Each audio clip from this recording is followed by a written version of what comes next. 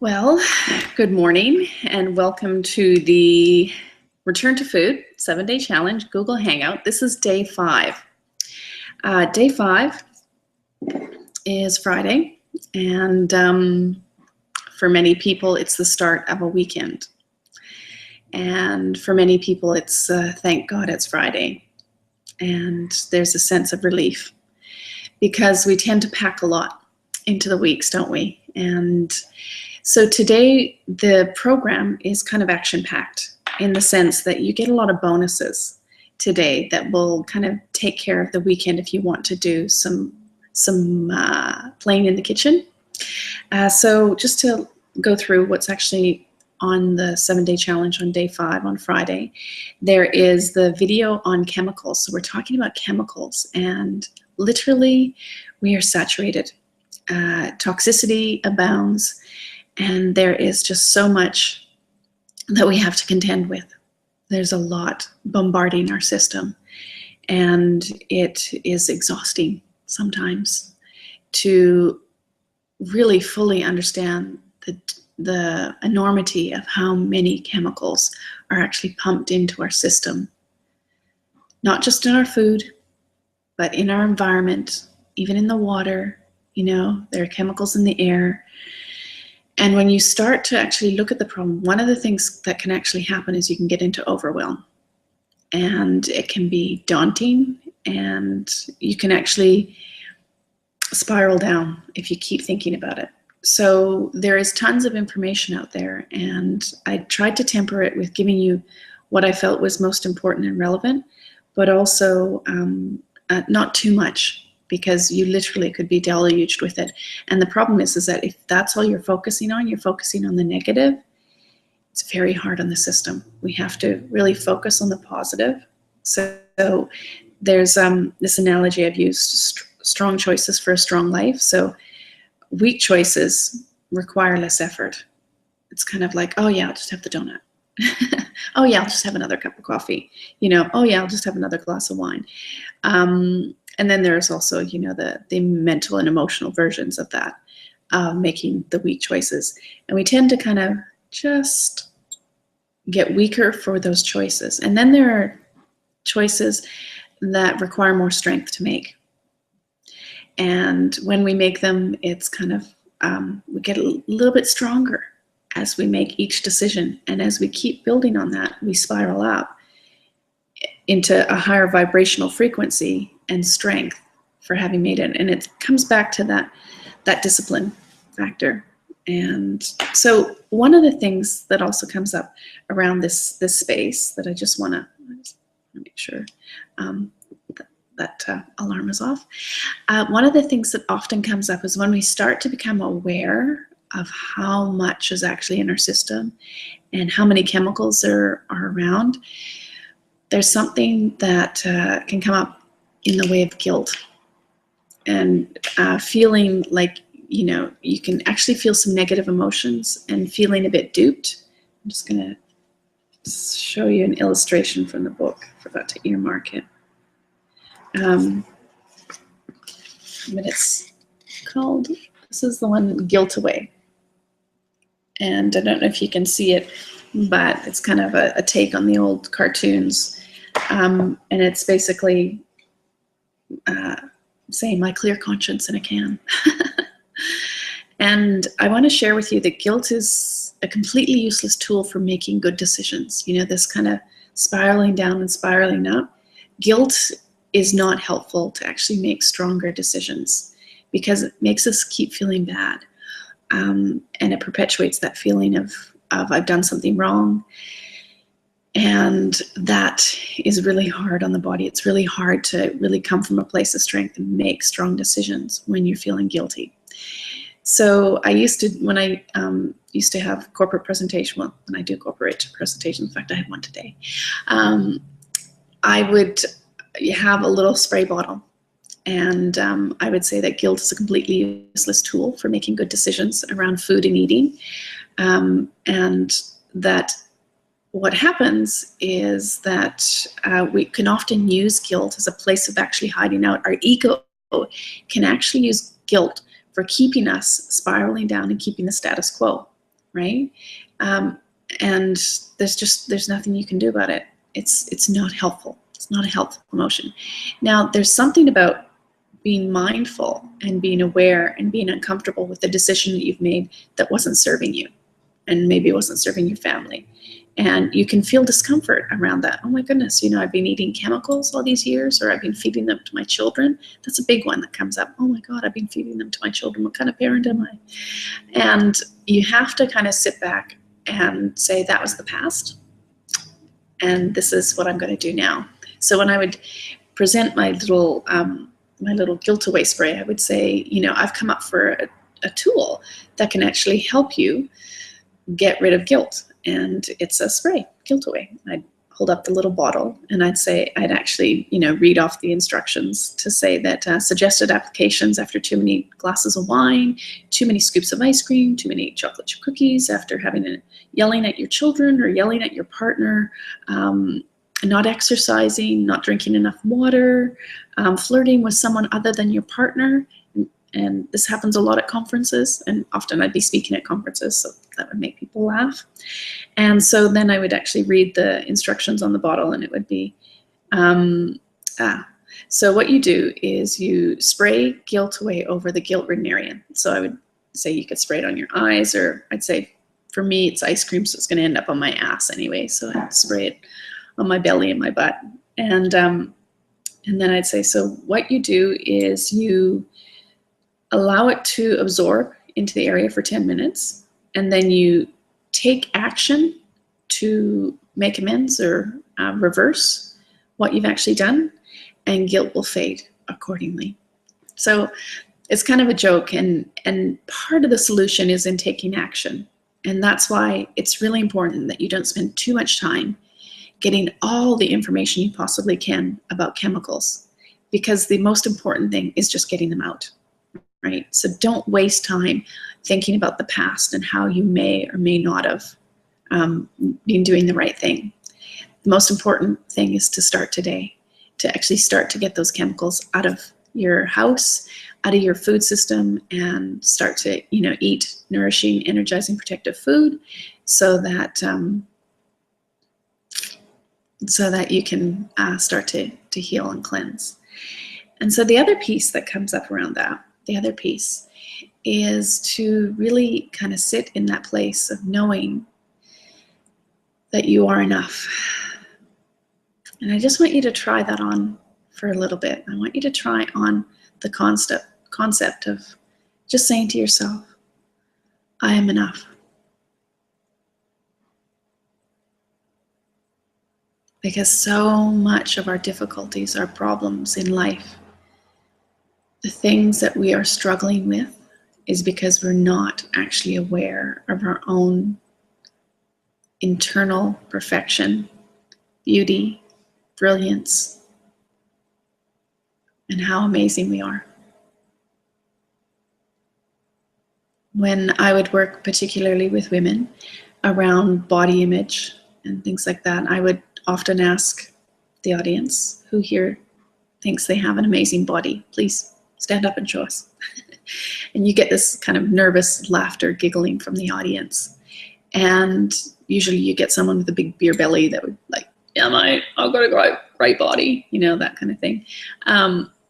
But very few people would actually confidently put up their hand and say, I have an amazing body. And for the people who did, it was because they really got it, that it wasn't about looking great for a magazine. It wasn't like, I look hot. Because the most amazing thing about our body is not how we look, it's how it functions and has brilliance and does billions of functions at any given point. We've got trillions of cells. All those things are actually going on for us to be able to, as I'm doing, speak. The ability to speak and communicate is absolutely amazing. So would you not agree that if speech is amazing, that you have an amazing body, right? The ability to see. Amazing. Imagine life without being able to see. And conversely, how incredible it is to be able to see a sunset, sunrise, more appropriate right now, 7 a.m. To be able to see the expression on someone's face when you've given them something beautiful.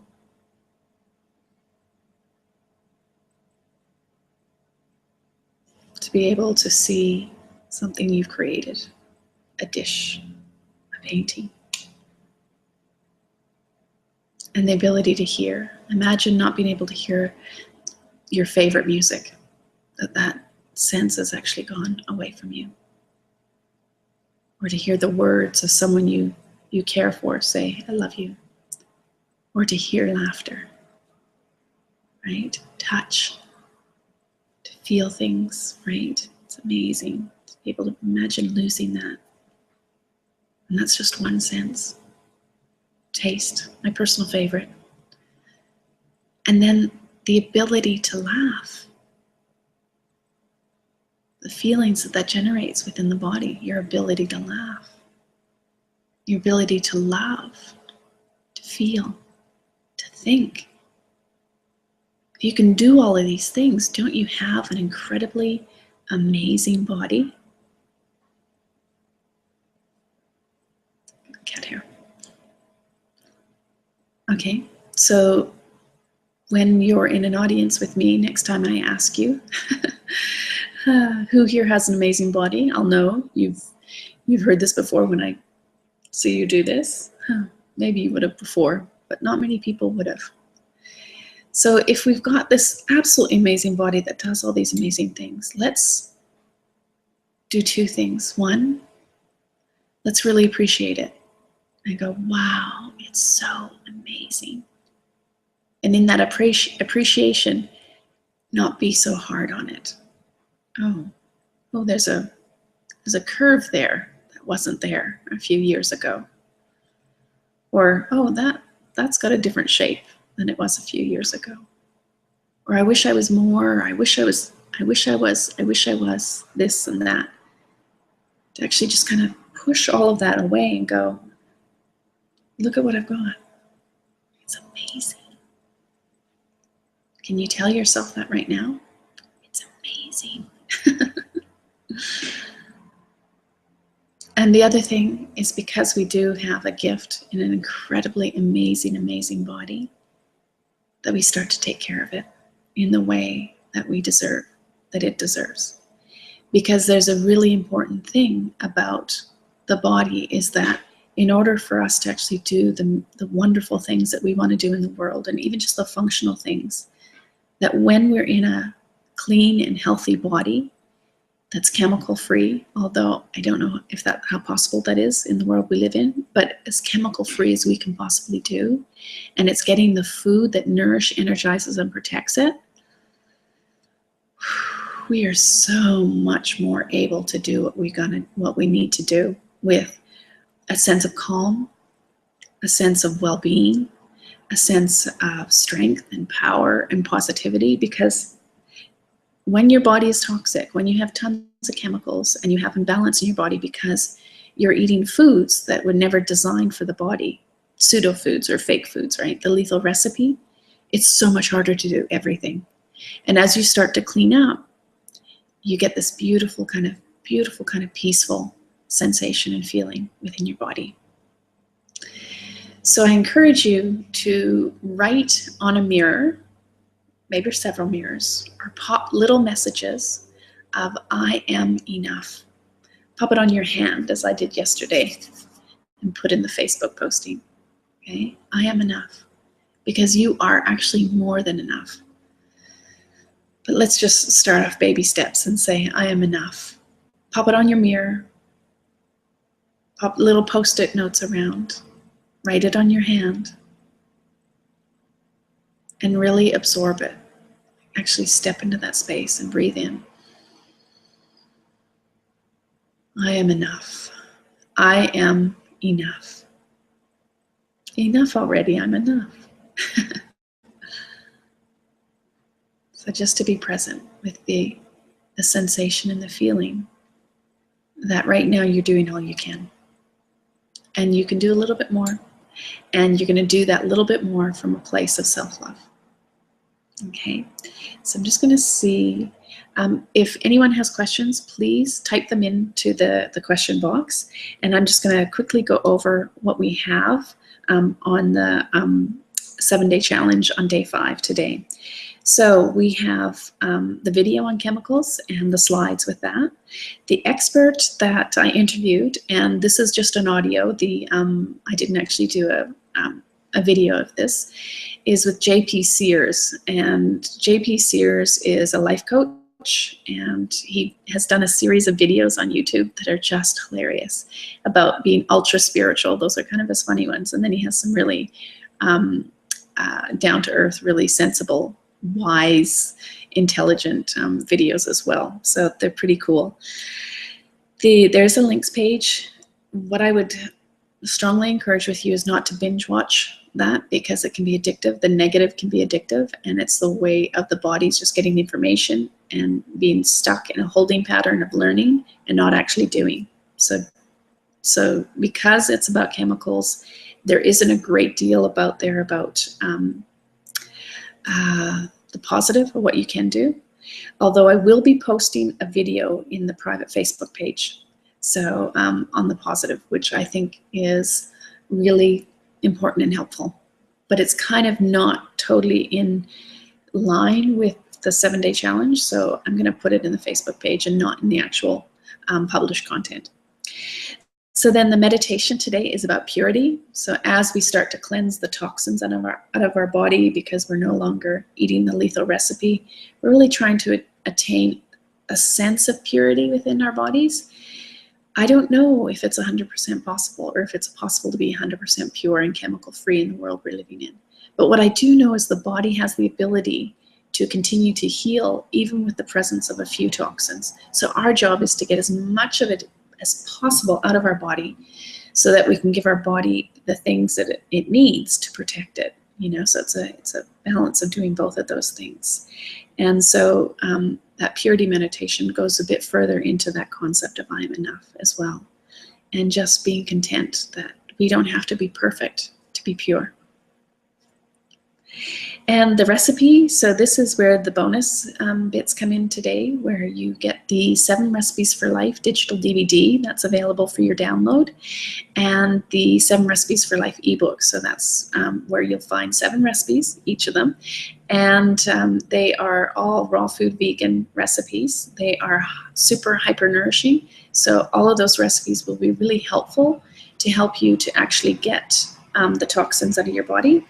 And the return to food philosophy that we're covering today is we are meant to eat together. And I share the poem, We're Meant to Eat Together, from the book Return to Food, and really just kind of getting us into that space of really truly realizing how powerful the social context is around having a meal.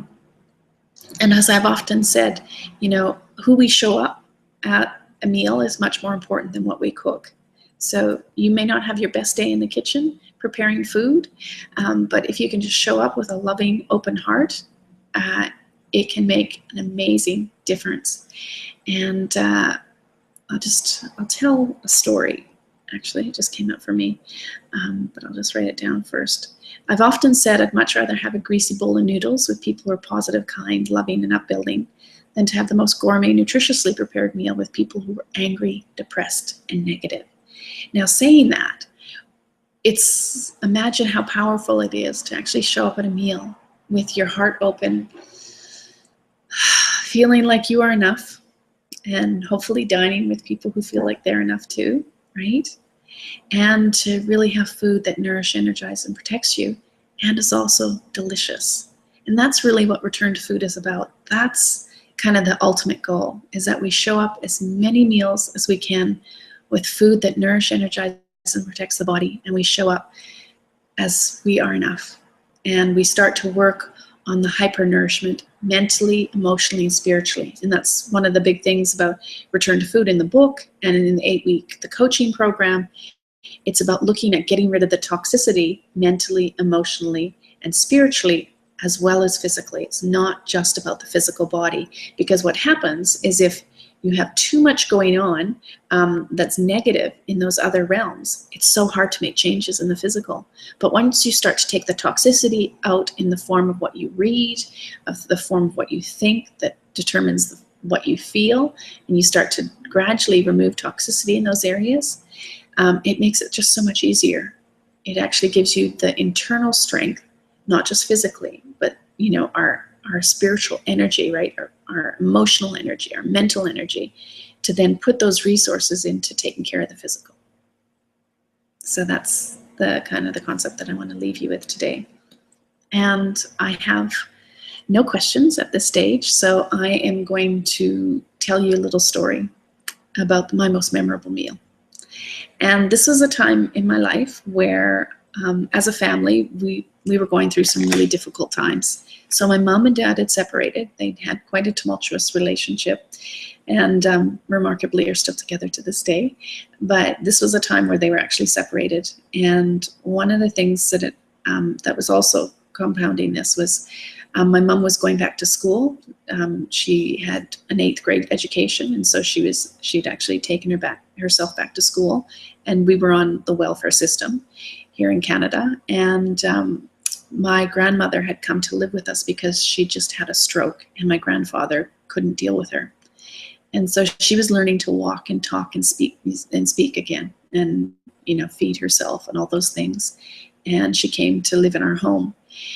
And so there was a lot of stresses going on. Now, on top of this, my sister had run away from home, and my oldest sister, and my mom didn't know where she was. And my uncle, her brother, was in the hospital because he'd attempted suicide. So it's not exactly a Brady Bunch kind of picture that I'm painting here, but energetically in a family, you feel all of that, right? You feel it. Now, just to give you a little bit of background too, I was one of those kids who, I think most kids are sensitive and things like that, but I was like highly empathic and huge emotional sponge. And it was difficult in my childhood, absorbing all those emotions and being very hyper aware of other people's feelings and emotions. So to give you some background, I had my second oldest sister. We've had the most contentious relationship of all the siblings, we're both Aries. That might explain it. I don't know. I don't know a lot about astrological things there. Yeah, anyway, that could actually explain it. So I had, my little brother was sitting next to me, and my sister was sitting across from me. Oh no, my mom was sitting across from me, and my sister was next to me, and my brother was across as well, and my grandmother was on the end. And my mother had prepared the meal, and we'd helped. And as a child, I hated the food that we grew up with. So there was a iceberg lettuce salad with a Kraft dressing, and there was Catelli spaghetti meat sauce on Catelli spaghetti, and the fake Parmesan. And the garlic bread was white bread with margarine on it and garlic salt in the oven. Okay, so you can imagine with everything that is going on, in my mom's life, that she's put the meal on the table. She has done her job, and at that time there was no awareness about how chemical filled and highly processed all that stuff was. It was just what you did, and it was marketed. And what happens is people get so busy in life that they don't actually think about what's actually going into the food. So it's not a deliberate act of ignorance. It's just we're so distracted, right? So we're sitting down to this meal, and I was not impressed with the food, and had probably a grumpy look on my face. My oldest sister, who we'd had a lot of contentious with, was very concerned about how people thought and how things looked. Excuse me. And my mom and I usually were always doing crazy things to embarrass her. So there was something quite unusual about this night, because the tension was so thick. It was really, really thick and just really hard. And I had a lot of anxiety. And I think we just kind of live often in these environments where we have lots of stresses and stuff like that. And we just kind of store it in the body. Anyway, At one point, it was just another normal evening, but at one point, obviously, something just, it was one of those something's got to give moments. And my sister and my mother locked eyes. And for some reason, without saying a word, they started to compete. They were having a competition who could eat their spaghetti the fastest. And my brother and I, my grandmother, are all looking at the two of them. We're observing them, and we're just kind of going, what's going on, you know? And my grandmother, who's learning to speak again, is she's at the end of the table. She's going, oh boy, oh boy. And they're just shoveling the food in, and spaghetti's going everywhere. And then at one point, my mother throws down her fork, and she grabs the spaghetti, and she starts shoving it into her mouth with her hands. And my sister throws down her fork, and she starts shoving the spaghetti into her hands. And for my sister, you have no idea how out of character this is, right? So they're just shoving it into their mouth. And my grandmother's at the end of the table going, oh boy, kind of laughing, but kind of like, oh my God, what the hell's happening? Anyway, at the end of once they're finished, there's spaghetti everywhere. And we were just all killing ourselves laughing.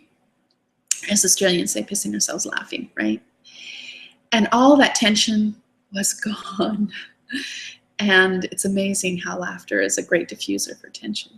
So when I say I'd much rather have a greasy bowl of noodles who people are loving, positive, and upbuilding, I don't know if we could describe our family at that time as positive, loving, and upbuilding, but I know in my heart of hearts that my mother tried with all the resources that she had to do and to be a great mom despite difficult circumstances. And I think when you just show up today as you're feeding your families, surely it's got to be better than that meal. And imagine what you could do if you just brought an open heart and some playfulness and some conversation to the table. No matter what it is you're cooking, know that you are doing your best and you are enough. And I think that's probably the best way to end the Google Hangout today. All the best with the day 5 of the Return to Food 7-Day Challenge. Lots of love. Bye.